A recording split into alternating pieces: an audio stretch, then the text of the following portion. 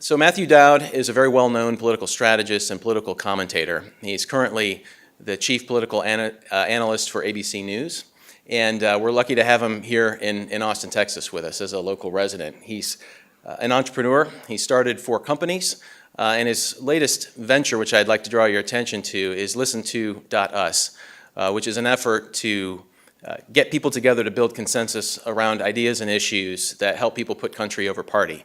And so if you haven't checked it out, go to ListenTo.us and sign up and become involved in the conversation. So without further ado, I'd like to ask you to all join me in welcoming Matthew Dowd to UT today. Thanks, man. Thank you. Thank you, Ryan. It's great to be here. Just another typical election, sort of normal president that we have, nothing out of the ordinary. I mean, I think this is a fascinating time. There's an old expression that some of you may know, which is, I went to a fight and a hockey game broke out. This is, I went to a circus and an election broke out. There was you may know him, David Axelrod, who was Barack Obama's chief strategist, a sort of similar position that I had with President Bush in 2004. And David and I were longtime friends.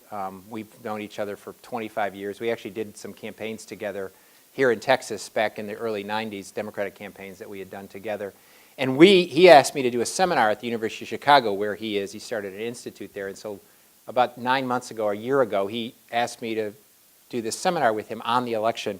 And so I said, great, sounds fun, we'll do it, it'll be a fun thing, we'll get the students and professors involved. And he said, well, what should we call it? So we went back and forth, and I finally said to him, I said, why don't we call it what it is? Campaign 2016 WTF. So that's where we are. You can say President of the United States WTF if you want. This is an exceedingly interesting time. I think that this election was both unprecedented but predictable, both simultaneously, if you think about it. And when you look at all of this, I think when Hillary Clinton made her announcement, whatever that was, 500 and something days ago, and Donald Trump came down the escalator and made his announcement, the story of this race really unfolded and really sort of was predictable in how it would end up at the very end, or through the process and the very end of this process. 2 large personalities who were both very flawed. You can argue about who had more flaws than the other, but for the general public, for the majority of the country, they were both disliked and distrusted by a majority of the country. First time ever we've had a presidential race where 2 candidates were both disliked and both distrusted in this. And so the unfolding of this race was in some ways predictable. I wouldn't say the election night was predictable, but the unfolding of this was very predictable. Both of these candidates, after $1 billion was spent, after all of the media, after all of the debates, after all of the discussions, finished with the exact same favorable, unfavorable rating they had when they started. Exact same favorable. If you look back a year before November and looked at the numbers, they had the same favorable, unfavorable ratings as they ended up with on election night. And so these were people that were very well defined as they got going and as they were perceived, and the country understood that. The country understood that flaws, and a portion of the country had a difficult time picking between the 2 flawed candidates, and I'll talk about why. One of the things I think, the reason why I say it's predictable, is people always notice the hurricane, notice the volcanoes, and they notice the earthquakes. They notice, oh, they pop up. But what they don't realize is that there's shifting of tectonic plates long before it happens. And the same is true of our politics. And so the tectonic plates of our culture, our economy, our political institutions, we're all been shifting for 15, 20 years. And this year there was an eruption in many ways of it, both in the Democratic primary, in the Republican primary, and in the general election. So we're in this incredibly disruptive, changing and unbelievably changing time that will continue on for a while. It's not as if the election was held and now we're going to go back to normal. We are in a time that we have not seen and haven't seen for a while. I'm a huge believer in the cycles of history.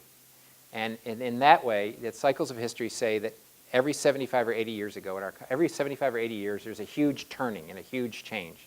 There's crisis points Our institutions don't meet the demands of the country, and there's this major shift. It creates a lot of anxiety in the public, a lot of frustration, a lot of anger. I think we're in that moment. We're in that moment right now. And if you think about where we were 75 or 80 years ago before now, we were in the midst of the Great Depression and about to go into World War II. And if you think about where we were 75 or 80 years ago before that, we were in a changing from an agrarian-based economy to an industrial-based economy, and we were at the advent of the Civil War. And if you think about where we were 75 or 80 years ago before that, we were in the establishment of our constitutional democracy, the first modern democracy in the world. I think we're in that moment.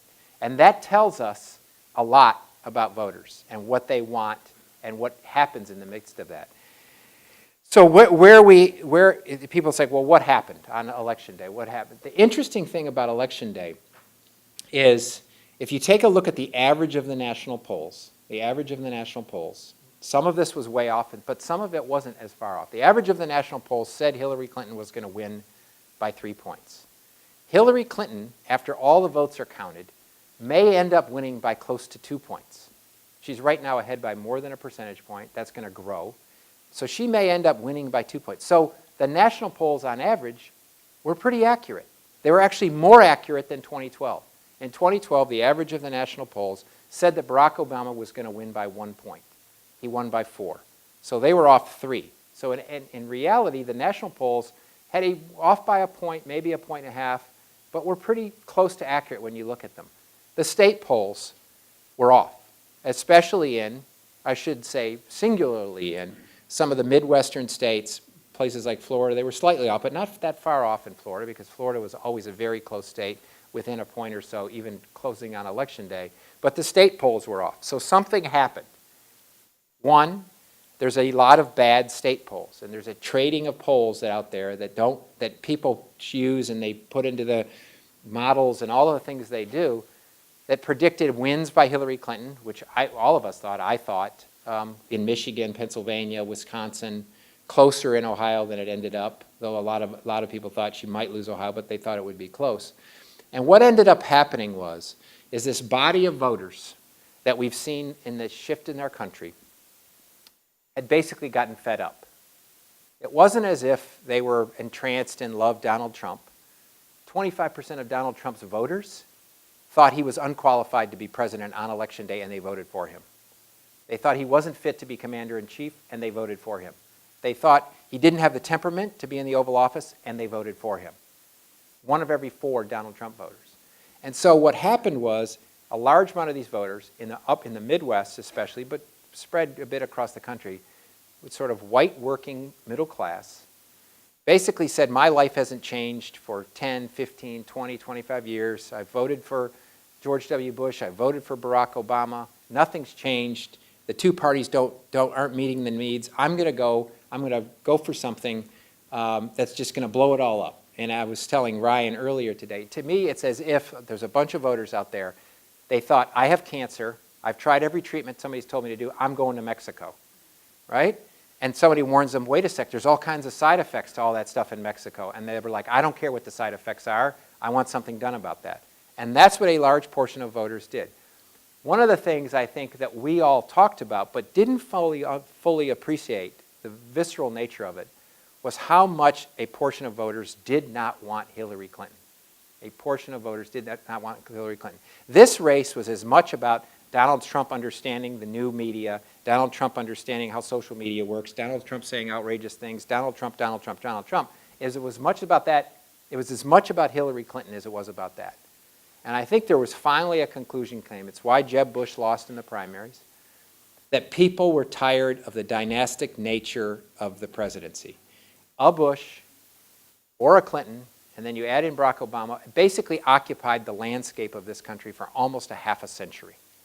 And I think the country, a portion of the country who had not seen much change and had not seen much improvement in their economics, the vast majority of the country, 70, 80% of the country, has not seen a change in their finances in 35 years. Through all kinds of different presidencies and different policies, they haven't seen a change. And that sense, when they watch their fathers struggle, and where they watch their grandfathers struggle, and they watch all of those things unfold, created this great opportunity for a populist. But this populism that had erupted to now has been coming, has been moving. I always thought in the aftermath of 2008, this is going to be, that Sarah Palin, if she was, let's see the most diplomatic way to say this, if she was slightly more intellectually disciplined, we'll say it that way, that she would have had a real opportunity to win, because there's a level of populism that exists now in this country that the two major parties had not looked at, foreseen, or figured out a way to bring into order.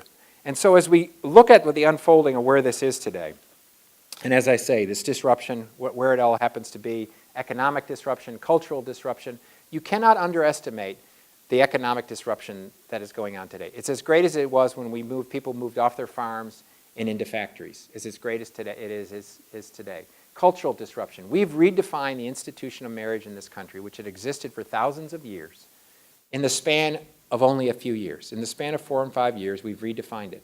And if you think about people that are looking for something to hold on to, or they might be somebody that is a church voter or whatever, and that unsettles them, that totally unsettles them. I'm not saying they're right or they're wrong, but it's something to understand as people get wrenched through this anxiety and the changing of the institutions. The technology. The technological change in this country is as fast as any time in the history of civilization.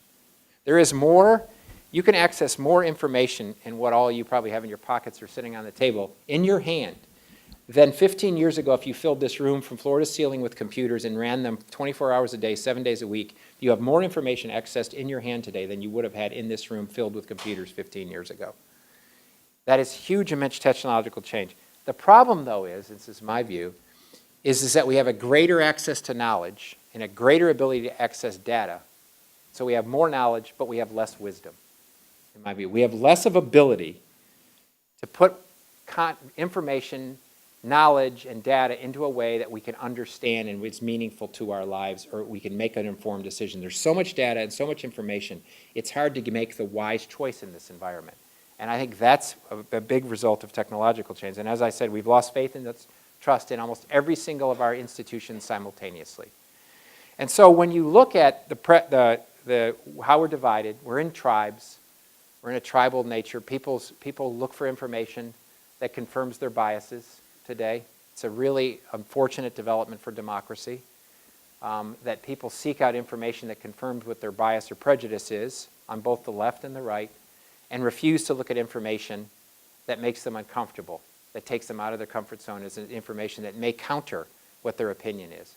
And that, for democracy, is a troubling situation. It is very hard when you have no common set of facts, which is what we don't have today. Everybody has their own fact set, or different tribes have their own different fact set. You cannot make decisions in the common good without a common set of facts. And that's been a result of the media environment being split up. It's been a result of access to websites where people can go on certain websites and get certain information. It's a result of our social media, which basically has a predictive quality. Like if you access one thing, it keeps telling you to access the same thing over and over and over and over again. And as I say, that doesn't make for a healthy democracy. Ultimately, if you really boil all this down, this general election down, where Hillary Clinton won the primary vote, and as I say, she'll probably end up winning it by 2 million votes, close to 2 million votes or more.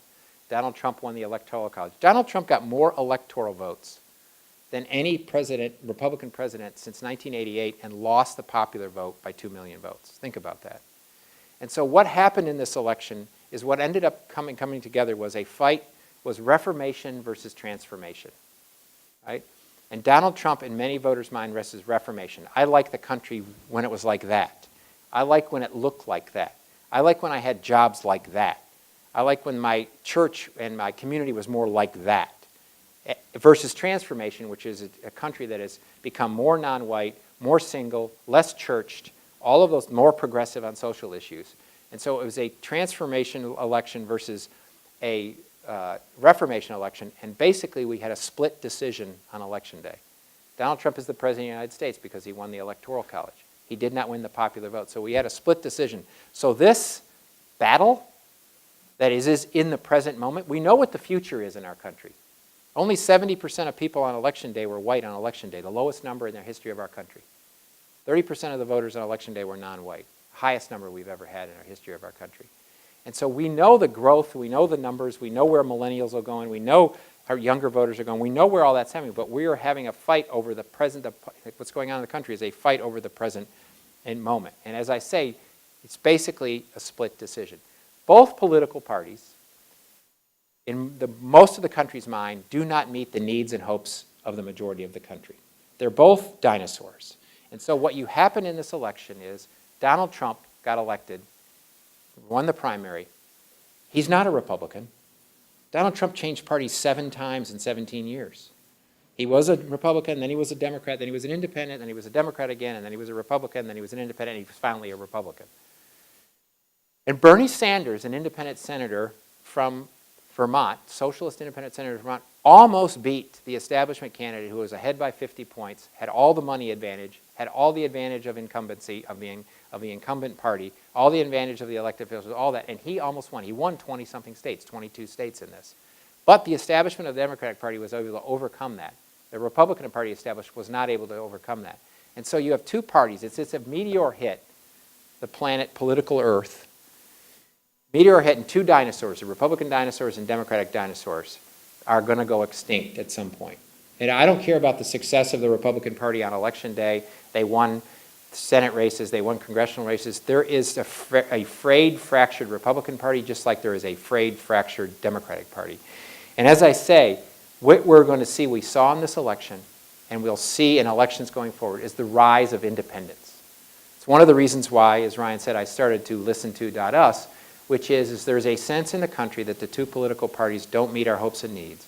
And there's an opportunity for people that are independent-minded, want common sense, want the country or the state over the party, and want to figure out a way to bridge the diversity. And both political parties have not figured out a way to bridge the diversity of the other side. Republican Party are winning elections based on a certain group of voters. Democratic Party is winning elections based on a certain group of voters, and as if they're completely on 2 separate planets. Completely on 2 separate planets. And so it gives an opportunity, and I would encourage people here, if you want to get involved, get involved. What we need is more and more people involved in this. But I would suggest that if you want to go where the innovation is happening, I'll tell you this, the Democratic Party and the Republican Party is like Yellow Cab and like Barnes & Noble. And the country wants Amazon and Uber and Lyft.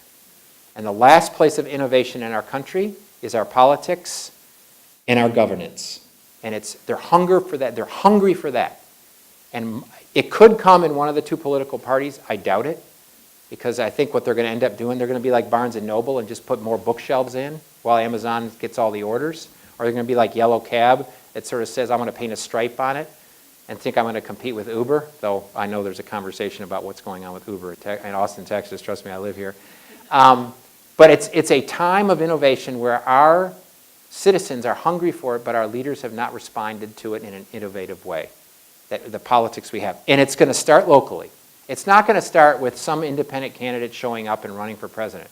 It's going to start when people start running for state rep, for county commissioner, for statewide offices as independents in all the states, and that will build into some momentum. So when you look at this, and I'll take questions in a second, I'll give you sort of my sense of what the Donald Trump is likely ahead for him. First of all, it's anybody knows. We have no idea. If Hillary Clinton was president, that the difference between a bad presidency and a good presidency for Hillary Clinton would have traded in a band about that wide. It wouldn't have been very bad. I mean, it might have been bad for some people. And it wouldn't be very good, but it would trade. It could be good or could be bad, but it would trade in a band like that, Hillary Clinton. Donald Trump is going to trade in a band like this. Donald Trump could end up to be the most worst president in the history of the country. It's very possible he could be, because how his approach to things, all of that's very possible. His wanting change, his not following any rules, it could. Or, I'm going to tell you this, or Donald Trump could end up to be a transformative president that changes the country. And because if he adapts his sort of independent mantra and governs like an independent in the office and doesn't appeal to only certain constituencies, I'm not saying he has it in him. He could do that. He could be a transformative president. And let me tell you about the 2 times, a little history lesson. Back when the Great Depression happened, and then as it moved into the Great Depression, and the last time we've had this fundamental changing, there was 2 presidents, Herbert Hoover and FDR. And Herbert Hoover didn't manage what was going on in the economy, didn't do it well, didn't respond in a way, got caught up in a bunch of scandals, and has been listed as one of the worst presidents in the history of the country. Simultaneously, within a year, was FDR, a transformative president. And if you think about where we were 75 before years ago, James Buchanan was president of the United States. And James Buchanan did not respond to the divides in the country, and did not respond to what was going on with slavery, and did not respond to the anger and all that was in the country. And the country actually split before Lincoln took office. But with James Buchanan, who also was surrounded by scandals, who also didn't do what he was supposed to do, is listed as one of the worst presidents along with Herbert Hoover. And so the question to me is, does Donald Trump not deal with all the divides in our country, not deal with all the tribes, not deal with it, and ends up a Buchanan or a Herbert Hoover? Or does he actually emerge as a leader that actually is able to transform the country and move us past our divides? I don't think any of us know the answer to that. I think some probably people in this room would bet, if you went to Vegas, you'd bet on one way or the other on that one. But I don't think we know. And in a crisis point, using what's happened in the last 10 years, you can't predict what's happened in the last 10 years to say what's going to happen going forward. And I'll finish, in order to have some time for questions, with a couple of things that I would like to sort of highlight. First, the days of huge amounts of money mattering in presidential races, mass organizations that are top-down hierarchical, and the political parties being gatekeepers are gone. That's gone. Money spent on advertising was almost a total waste of money. Jeb Bush spent $140 million and got 4 delegates to the Republican National Convention. Hillary Clinton outspent Donald Trump in almost every single target state by 2 or 3 or 4 to 1 margins and lost them. Hillary Clinton had an organization that had 1,400 employees. Donald Trump, for most of the campaign, had an organization with 120 employees in his political org. Donald Trump had no state offices for turnout. Donald Trump had basically no staff in states. And so there's a great book called The End of Big, if you ever get it, written by a friend of mine, The End of Big, and it basically argues at all levels, including our political levels, the idea of massive top-down organizations being able to control and tell voters what to do are gone. And we have had an election that actually proved that out. That proved out these massive organizations that are disconnected from what's going on in a community aren't going to be effective. On a leadership way, we have to figure out how to fix the means of governing before we worry about the ends of governing. The means of governing are broken, so it doesn't matter what Donald Trump does, if he passes a bill or whatever. If the country doesn't think the means of governance, if they can trust the means of governance, they will not accept the ends. The country did not trust how the Affordable Care Act was passed, how Obamacare was done. And in the end, they thought it was done in a divisive way, that it wasn't reached consensus, and you can blame the Republican Congress, you can blame the president, you can blame whatever, but it was done in a way that did not show that the means of governing. They were able to accomplish an end without fixing the means of it. And today, we are going to have to figure out how we and our leaders figure out a way to fix the means of governing before we get to, I want this, I want this, I want this. The other thing it's unfortunate in this election that I think is a pendulum swing, and I think we're at the upper end of a pendulum swing, and it'll swing back, is that it's very troubling to me that operatives on both sides think the ends justify the means. It's a very troubling development. It means principles are thrown out the window, fundamental values that really matter. It's all about how do I win? And we saw that happen through the course of this election. Regardless of what you think about all of the information that was revealed in the WikiLeaks dumps and all of the stuff, it should trouble us that a foreign government, Russia, hacked illegally, in all likelihood, into private emails, and that then was given to somebody to distribute in an election to influence our election. And if that had been in the reverse, if the Iranian, just think about this, if the Iranian government had done this to cause Donald Trump to lose, and gave it to an organization that caused Donald Trump to lose, people would have reacted exactly opposite, my guess is. My guess is a lot of Democrats were like, yeah, we need to find that out, and Republicans were like, this is awful, it's a national security threat, I can't believe this happened. But we ought to find it's troubling that we cheer those things that we should actually and I agree with Marco Rubio on this when he said about this, he says, anybody, no matter what your side on this, ought to find that a disturbing thing to happen. But it happens all the time. It's okay not to tell the truth if it helps us get to the, get to the win, in the win column. It's okay to get this if we just get ourselves past go.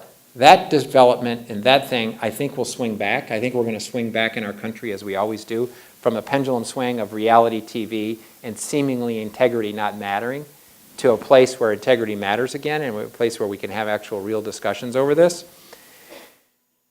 And finally, the media, which I'm a part of. We are a big part of the problem in this. We are a big part of the problem. I think there was some good work done by the media, but I think part of the problem is the media gets too much anchored into polls, too much anchored into the prediction models, like this is what's going to happen, and not enough in what's the real conversations that we're going to have. So we have this, who's winning, who's not, how are they winning, tactically, who put up a TV ad and all that, and not where does this candidate really want to do with our country, and how do they want to move forward, and can we trust them, and are they relating facts to us, and what's that? And the media gets too much into, oh, Donald Trump's ahead by 1 point in Ohio, oh, Hillary Clinton fell down the stairs, oh, Donald Trump has a different color hair today, or whatever those things are. The media, looking for clicks and looking for viewers, has not served. Though I'll argue with this one point about the media. The media did not elect Donald Trump, and the media did not defeat Hillary Clinton. There's contributing factors, there's many different things about that. The voters knew who both of these people were on Election Day. And I argue this with people like the Clinton supporters a lot, which is, the media. It's as if the media was at fault for not taking Donald Trump out, right? They should have taken Donald Trump out. The people that voted for Donald Trump knew exactly who he was. They knew the video from Billy Bush. They knew that of all of the stuff related to his businesses. They knew about his bankruptcies. They knew about all the things he said. They knew the things he said about Muslims. They knew the things he said about Mexicans. They knew about the wall. They knew about all of it. And the same is true for Hillary Clinton. They knew about all that. They knew about the emails. They knew about everything. They knew the positives. They knew the things as Secretary of State. They knew the things that she did in the 70s. They knew all the things she fought for. And the voters ultimately decided to go with a flawed outsider versus a flawed insider. That's really fundamentally what it was about. And there was a group of voters, and there's the idea that this was like some uneducated high school graduate whites in some crazy place somewhere who all were walking around with sheets on and all of this ridiculousness. Is there people that are out there that were awful? Yeah. But there's a group of voters, there was a large number of white, college-educated women that voted I think he got in the millions of votes from white college-educated women that voted for him over Hillary Clinton. And the Democratic Party has to ask themselves that question. And I see both parties misreading the results of this election. I see the Republicans misreading it as like it's some sort of mandate, which it's not. And I see the Democrats saying, we got to get rid of the Electoral College. It's sexism. It's sexism, and that's the problem. Or there's no reason why these voters, these racist voters, should have so much power in this election. And then not fundamentally each understanding that they are not able to appeal to the diversity of the country that exists today. And I think it's incumbent upon them, but it's actually incumbent upon us to hold it accountable. And I'll give one last reinforced plug. I think the only way those two parties respond, just like in an economic marketplace, if there's a threat to their existence. And the threat comes from new arrivals. And new arrivals are independents. That's when old institutions either go away or they change, is when they're threatened. Their very existence is threatened by a new arrival in the marketplace.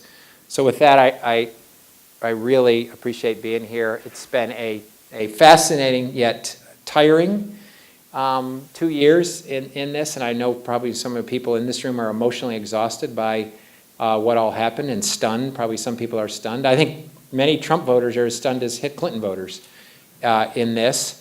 And there's no telling what's going to unfold in the next, before inauguration and after inauguration. So thank you for your time, and I'm happy to take questions as long as we can go. Thank you.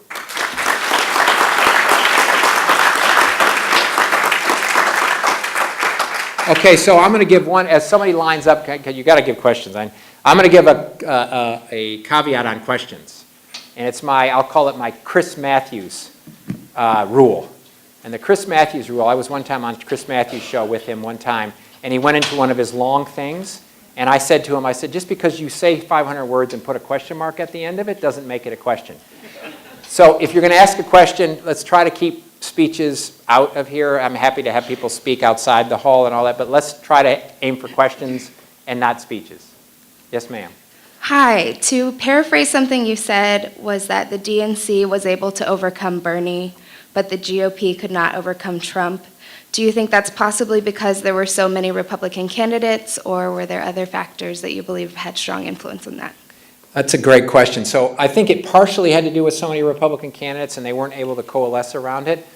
So that's one. I think they weren't able to coalesce around one. Two is they didn't take Donald Trump seriously enough. There's a great quote by this friend of mine who said, the interesting thing about this, and it applies to the GOP, is that the media and the GOP took Trump literally but not seriously, and the voters took Trump seriously but not literally. And I think the GOP took Trump literally, but they didn't take him seriously until it was too late. So that's one. Two is the Republican Party has been fracturing anyway. The old Republican Party of the Chamber of Commerce or the business community has been moving away from that for years and years. People forget one. I'll give you one fact, and I was involved in the campaign. George W. Bush had $100 million in 2000, was the governor of Texas, had the endorsement of every single person, was running at the time against a bunch of nobodies. He goes into the Iowa caucus.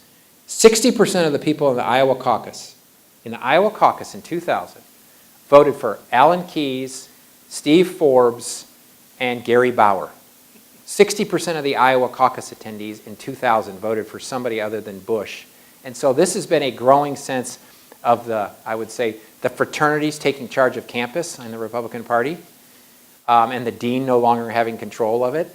And so I think the combination of those factors, and then I would add one more, which is that the information channels for Republicans over the last 20 years, you can't underestimate Fox's News' part in the rise of what happened to the Republican Party. Fox News, and I would say, God, his name slipped my mind, the guy that started Fox News. Roger Ailes. Roger Ailes' part in playing how that Republican Party ended up and how Donald Trump was able to win, that you can't underestimate what happened with that, because it became the channel, Fox News became the channel to talk to Republican primary voters, more so than anything else in the country, more so than newspapers, more so than the network news. That was a channel that developed directly to Republican primary voters. And the way Fox News has grown over the last 20 years, I think was also a contributing factor to that as well. So I think all of those were contributing factors to it. Yes, sir. Thank you so much for your time. Should the North American Free Trade Agreement be a part of this innovative governance that you mentioned? You mean should it be changed? Should it be a part of it, or should it be just demolished completely? You mean, so should NAFTA, so here's what I think is going to happen. So, I mean, I'm not here to debate policy and all of that, but I think what's going to happen is Donald Trump has an imperative to do a couple of things that his voters expect. And then I think there's going to be some level of disappointment. So one of the imperatives Donald Trump has is build the wall, right? And I think he's now redefining what a wall is, as he would, as anybody that's actually rationally approached the thing, where he says, well, now it could be a fence in parts, and now there can actually be, using technology and all that. So I think he's going to say that that's what he's happening. So I'm dealing with your third question last. The second thing, he's going to describe what happens with Obamacare as repeal and replace. I say he's going to describe it that way because I don't know exactly what the end result, because he's going to keep parts of it. And so, but he needs to, for those voters, say that he did it, right? And so they will pass a bill, and it will be signed by the president, that quote unquote repealed and replaced Obamacare. How different it is from what we have today, I don't know, but that will happen. And the third thing is he is going to try to renegotiate a bunch of the trade deals, right? TPP is dead. I mean, that's dead. I think he's going to go down and have a meeting with the Prime Minister of Canada and the President of Mexico and they are going to renegotiate NAFTA. How different it is from what it is today, I don't know. There'll probably be some differences in it. So I think because of the promise he made his voters, I think he's going to do that. And so I think that's part of it. I think the other part, just broadly talking about trade, is I think both parties and both leaders, and I think Bernie Sanders and Donald Trump were right about saying this. I have to say they were right about saying this. The trade deals didn't benefit economically most Americans. They gave them cheaper products. You know, they gave them DVDs that were cheaper and cheaper phones and all of that kind of stuff, but it didn't help the average American that's sitting somewhere in Ohio or Michigan or Kansas or whatever. It didn't change their economic life much. It benefited a lot of big companies, the trade deals, and so I think going forward, trade deals on both sides, the voters have figured out. They don't want, I mean, I think they want trade to come, but they also want trade that benefits the vast majority of the country. And finally, not directly related to trade, one of the things I think Donald Trump is going to have the most difficult time with is what happens, the 55-year-old guy or gal in Macomb County, Michigan, let's say, county outside of Detroit. And they're going to give Donald Trump a lot of leeway because they sent him to Washington to shake it up and blow it up. They're going to give him they're going to forgive a lot of mistakes for a while. They're going to forgive a bad transition. They're going to forgive all that. They're going to forgive all that. But what happens to them when he actually isn't able to change their life, right? When he's not going to go and they're not going to go to a coding academy. Somebody that's 57-year-old sitting in some rural community in Michigan is not going to go to I'm going to go learn how to code and then I'm going to get a job at AT&T or whatever. That's not going to happen. And we're in a global marketplace. That's not going to remain. That's going to remain unchanged because Americans, a big part of America, likes the global marketplace. And so I think that's Donald Trump's. He promised a lot and said he was going to change their life. And I don't see, Ford Motor Company saying, I think I'm going to, instead of locating my manufacturing plant there, I'm going to locate it here, even though it might cost me twice as much or 2.5 times as much. So I think that's the biggest problematic part of Donald Trump's legacy. It's affected by the trade deals. It's affected by NAFTA. But I don't know how he changes the life of somebody that's 60 years old, living in a small town in the Midwest, in a way, even putting up huge trade barriers. I don't see how that fundamentally changes their life. So thanks. Thank you. Yes, sir. Thank you for being here. Going back to the media thing, we're seeing on the news that Facebook is thinking about its role that it might have had in the election. Do you think Facebook should take a bigger role in moderating what news is going out on its website? I don't know where everyone. So the short answer is yes. I think Facebook, Twitter. I think when you see the data, there was people accessed more fake news sites than real news sites in the final month of the election. And social media is a big part of that. And if I were Zuckerberg or the folks that run Twitter or the folks that do others, it's very concerning to you if people believe stuff that's just totally, completely not true. There's been a thing that's been going around in the internet that somebody sent around that has Donald Trump winning the popular vote, and they're sending it around as they have actual numbers, 62,191,000. It's a total lie. It's not even a thing. And voters are sending it all over as if it's true. Somebody told me that some piece of factual information, something about Donald Trump or whatever, which was a total fact, got circulated by 100,000 people. This news story that was done about that the Pope had endorsed Hillary Clinton was sent around by 1 million people, right? And so I think social media, if they worry about our country, if they worry about our democracy, and I'm all for free speech.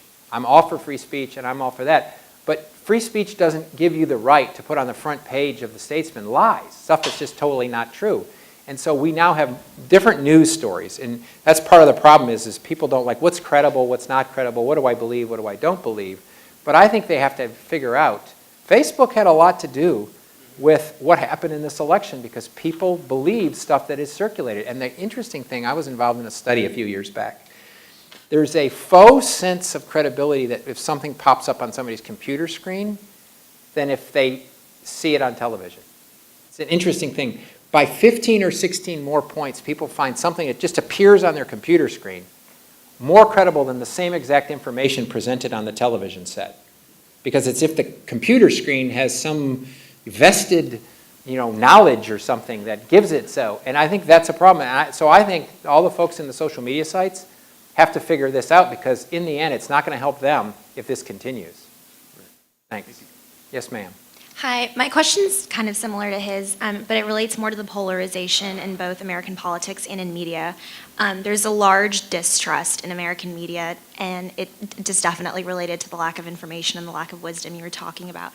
So I guess, how is American media going to respond to that when you have a large group of voters that are only tuning into Fox News because it is a very conservative news channel versus individuals like myself? I don't listen to Fox News whatsoever, but I do only tune into MSNBC and CNN. And so, how is American media going to respond to that polarization? So, I mean, we could have probably a 2-week-long seminar on that question, which I think we ought to need. First thing they'll do is navel gaze. And like, oh my God, oh my God, oh my God, I can't believe this happened. And here we are again, what happened? Part of the problem is that the financial models for the news media have changed so dramatically, right? And they're looking for clicks. They're looking for viewers any chance they get. There's the merging of entertainment and news that people are trying to get. I mean, I'm on Good Morning America all the time, right? And I'm on maybe 2 minutes, right? Because we got to hurry up and get to the Lindsay Lohan story. Or we got to get to the new diet, or whatever the thing happens to be that's of the moment, or kids trip and fall all the time. Change your carpet, or whatever the. I'm not saying that's not important, but there is news, and so I think there's a much more reflection that I've seen in the aftermath, and I've been in some of the newsrooms in the aftermath of it on this. I think part of what they need to do is they need to again. Part of in this financial model, they've cut a lot of resources that they need to go back and reallocate. And part of what they need to do is reallocate news media outward. They need to get out of the bunkers of New York, and they get out of the bunkers of Washington, D.C., and start having reporters out where Americans live so they can tell the stories better and be more connected to it. It doesn't help for somebody to sit in New York and they all of a sudden say, oh, I hear there's a story. They fly them to Chicago, they get in a car, they drive 3 hours, they do the story, they get back in the car, they get back in a plane, and they fly back. They don't ever see, feel, and touch the community they live in anywhere in the country. That's a huge problem. But those decisions were made because of financial reasons. So I think the media is another one. The news media, we'll call it, whether it's ABC, CBS, the New York Times, or whatever it happens to be, has to really figure out a way to reallocate resources out of the silos that they're in. Because part of it, they missed the story this year. They missed what was going on in a part of the country. But they're also going to miss what is going on in other parts of the country, which is the growth of all the sort of new populations in our country and what they want and what they have. There's the Latino voters is a perfect example for me. The news media tells the story of Latino voters as if there's some monolithic group. Yeah. This is how they act. This is how Latino voters. This is how they're going to behave. And that's just not true. And the reason why they do that is because they don't go and sit there in a community. They don't go to Texas. They don't sit there and spend time in Texas. They don't go to Florida. They don't go to the Latinos that are in North Carolina or the California, whatever it may be. And the diversity and the different approach to it, which is why one of the other reasons they misread what was happening in this country, because they look at everything from a room sitting in Washington or New York City. So I hope foundations, actually, I hope foundations. If I were the wealthy foundations in this country who care about the country and who care about solving problems, like the Gates Foundation or the foundations, the Bezos Foundations, who I know is done part by buying the Washington Post and putting more money into it, the Google Foundation, the wealthy foundations of this, they ought to sit down and say, we need to figure out a way to make sure journalism in our country and the way it's done, and so it covers things. Because if we don't do it well, we're not going to be able to solve the problems of the country, no matter how many billions of dollars we throw at it. So I think it's starting. I'm hoping they continue it and make decisions in the aftermath of this that localize more of an approach to media as opposed to nationalizing it. Thanks. Thank you. That was pretty much my question. So now I'm trying to think of a brilliant follow-up. I was wondering if you could speak more personally about if you've ever had to defend yourself against biased reporting and how you kind of check your biases as you go along. So that's yes. The answer is I defend myself all the time. It's interesting because we're in this environment of tribes, and because people think they have their own set of facts, I'll sit there, and I try, and I'll give you my way I do it, which may be slightly unusual, but is I'll try to say, this is what I think. And if it's negative about Hillary Clinton, or if it's positive about Hillary Clinton, or it's negative about Donald Trump, or it's positive about Donald Trump, people don't argue the truth. They just get mad and automatically say, oh, you're a Hillary person, and this is who you are, and that's what it is, and that's what you want, right? Or you're a Donald Trump person, and this is what you want. Like, I tweeted today, I've gotten so tired of just the constant attacks on this. I tweeted away, I said this earlier, I never hated Hillary Clinton, and I don't hate Donald Trump.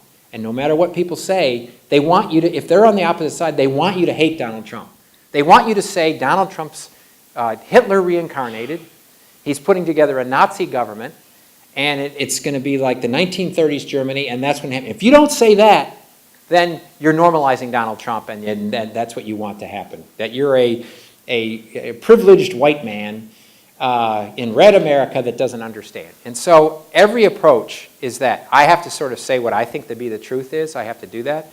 So on how do you continue to do that in this environment? It's tough because it's so much easier to go into the food fight. Watch CNN. It's just, or watch Fox News or watch MSNBC. People pick somebody from the left and the right and they let them throw food at each other and then they turn the channel off and say, you decide, right? And Americans, right?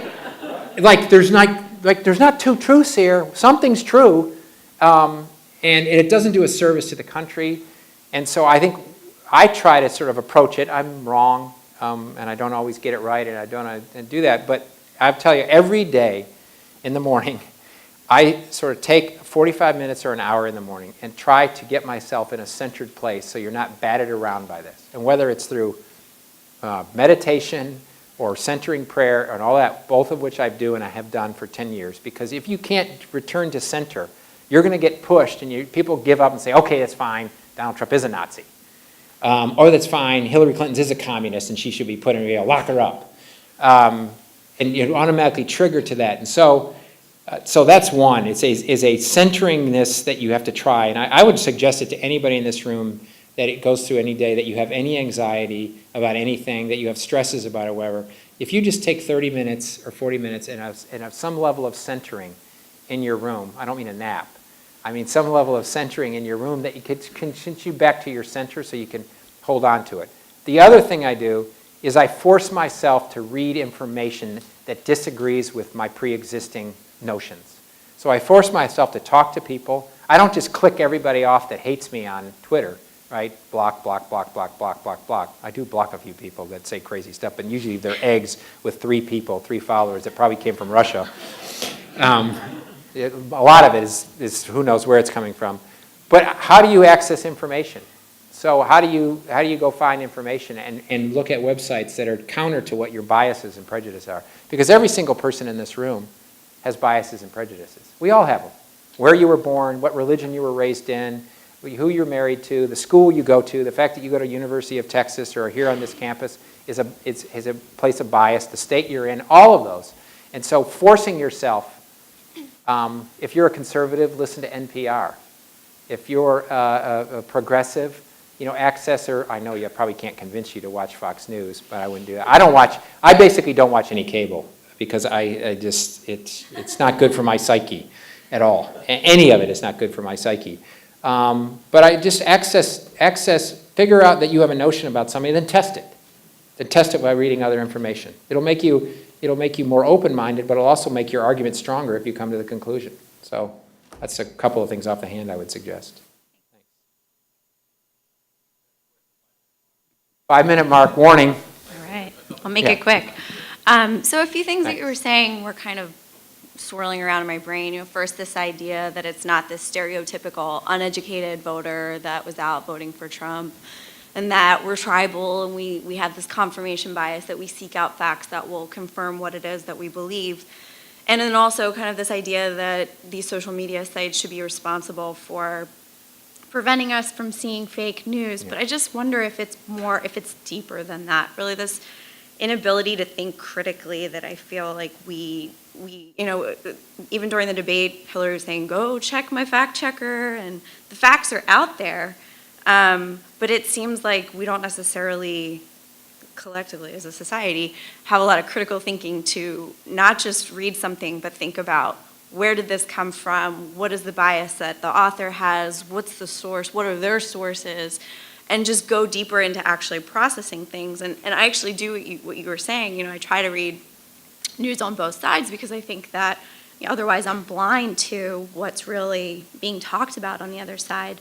But I think that it's not a partisan thing. I just, in terms of like critical thinking about the information that you're receiving, and are we kind of pushing off our own personal responsibility as citizens to think critically about the information that we're receiving by saying that Facebook and other social media sites should remove that? I mean, I think that there's something that, I've had conversations with teachers and friends that are educators and that say that that's something that they don't feel like they get to do enough, is teach their students to think critically. So well, there is a fundamental human tendency that's existed through as long as we've been human beings, and that is, it's natural for us to go seek out information that makes us feel comfortable. That's a natural human tendency. And we're also pattern seeking, right? We like patterns, and part of the seeking of patterns has protected us when we were running around as Neanderthals and all that, because we saw a pattern and we were like, stay away from that because that could hurt me or whatever. So pattern seeking is good, but pattern seeking also can get you into a trough that then keeps you there and doesn't allow you to innovate and think creatively in that. I think because of the advent of the new media, all these different cable channels, the average person today has 187 channels into their home, right? And they can access all these websites. And so it used to be, before all this, there was basically a few news sources that were sort of mostly credible, that people could access, and it got people about basically roughly the same information. That's not anymore. And so I think that we're going to have to figure that out. But I also do believe that there's moments like this. I told somebody 6 months ago or 8 months ago that if the choice came down at this time, and as I explained it, there's different times in America. We are in a time of unbelievable frustration, anxiety, nervousness. Where we go? What do I know? What's our place in the world? What's my place in the world? Where am I? What's my community? All of that. There's a lot of fear, right? In a place of fear, which is where there's a huge element where we are in the country today, people will pick strong and wrong over right and weak. If their choice is strong and wrong over right and weak at a time of fear, they will pick strong and wrong, no matter how much information you give them, right? It doesn't matter. They don't ever get to their head. They stay in their gut. They stay visceral reaction to an election. And I would so we're in a moment like that, and I think part of the election is explained by that. But let's just keep in mind, it wasn't a decade ago that we elected the first African-American president whose middle name was Hussein, right? Barack Hussein Obama. And everybody was like, wow, America's changed, and isn't it awesome? And we got this, and we're so different, and this is such an amazing thing. 8 years later, we elected a reality TV star named Donald Trump, who said some of the most outrageous stuff we ever think, and it was the same country.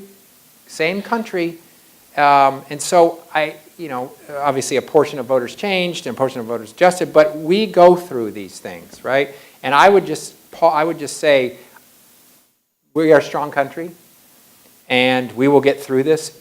It's all of us who want to be, I think ultimately the answer is some level of entrepreneurship, that how do we change this? How do we change the way people access information? How do we change our politics? How do we change our governing models? All of those need to change. Otherwise, we're going to sit in this trough of darkness and fear until we give people a light to the promised land. And I think people in this room need to emerge as the leaders, locally, nationally, whatever that happens to be, that get us through this disruptive time. I call it the Mount St. Helens moment, right? Mount St. Helens blew up, all kinds of destruction, devastation, and all that. And within 4 or 5 years, there was new wildlife and new stuff growing, stuff that people had never seen before. That's what I think. I mean, people can say I'm Pollyanna or overly optimistic. I am optimistic, but I also believe in Americans. I do believe they get in fear and they make choices based in fear, understandably so. But I think it's up to us to figure out the entrepreneurial mechanisms, social entrepreneurs, economic entrepreneurs, or whatever, and political entrepreneurs. How do we fix that? So I think it's a great question, but I think it's solved by entrepreneurship. Thanks. Yes, ma'am. Could we take both of your questions? You can sing them together, do a little duet. You go first. I was just going to ask about the future of the Republican Party. You said it was moving away from big business, and I was wondering what it's moving towards, especially with Steve Bannon in the White House. Okay, and yes, ma'am? And I wanted to ask about the media's relationship with Trump specifically, given that he seems to be a litigiously inclined person who does not take criticism well and has thrown around libel towards the New York Times. Gotcha. Okay, so the Republican Party is right now, I would say it's dominated not by, as I say, the Chamber of Commerce and the country club types anymore. It's dominated by blue-collar white voters. That's who the Republican Party is.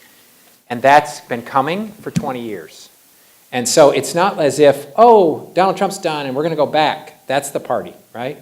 And it's a party that has many elements of nationalism, which is pull in the borders, protect ourselves. We need to protect America. We don't want to be, because we've lost too much.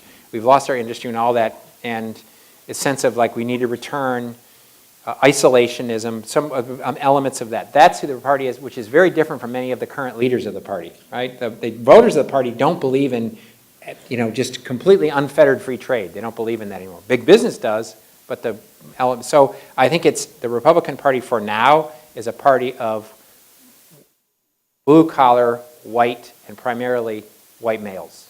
There is a number of white females in it. There are some Latinos, there are some African Americans, but it's dominated by a blue-collar white male, and I don't see that changing. So that's where I think it ultimately is going to have to change because they can't win elections going into the future as the country changes, but I think that's where it is today.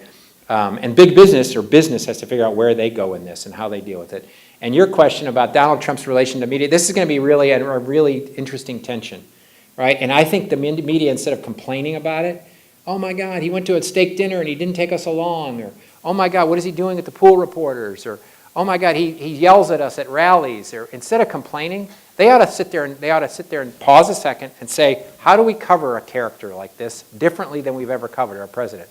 Just because the media was covered a president like in Ronald Reagan or Jimmy Carter, or Barack Obama or George W. Bush or Bill Clinton doesn't mean they're not owed the right. I mean, I believe in the First Amendment. I believe the media is important. Oh, trust me, I believe in all of that. But sitting there complaining that Donald Trump isn't doing it the way it's always been done, the media has to figure out how do we cover a person like this in a very strong, accountable way. And it may be very different than we've done. This all like, where's the pool reporters and how come he's not letting the pool reporters on the plane? Okay, he should have pool reporters. We ought to know where our president-elect is. We ought to know where our president is. Yes, but instead of sit there and saying this is not how it's always been, and why don't I get the front row seat on the airplane to talk to him and ask him questions? They need to figure out a different way to cover him, because part of the problem in this last year and a half, the media kept wanting to cover Donald Trump in the same old way, and Donald Trump wouldn't let them, and they never made the turn that say, okay, we have a candidate here that doesn't want to be covered. We're going to cover him differently. We're going to respond differently to a candidate like that. I don't think they should have ever let Donald Trump, our network did it, ever let Donald Trump call into shows, right? They should have said no. They should have said no. If you want to be on air, you're going to come in and you're going to sit down in the studio. You're going to sit next to it. That's what you want. That helped foster this, but ultimately the media, as the politics need to do, needs to innovate, and maybe he will provide an avenue for the media and journalism to cover a president and cover candidates differently than they did before. Instead of just complaining about it, it's not the same old, same old. Thank you all for your time, and great to be here.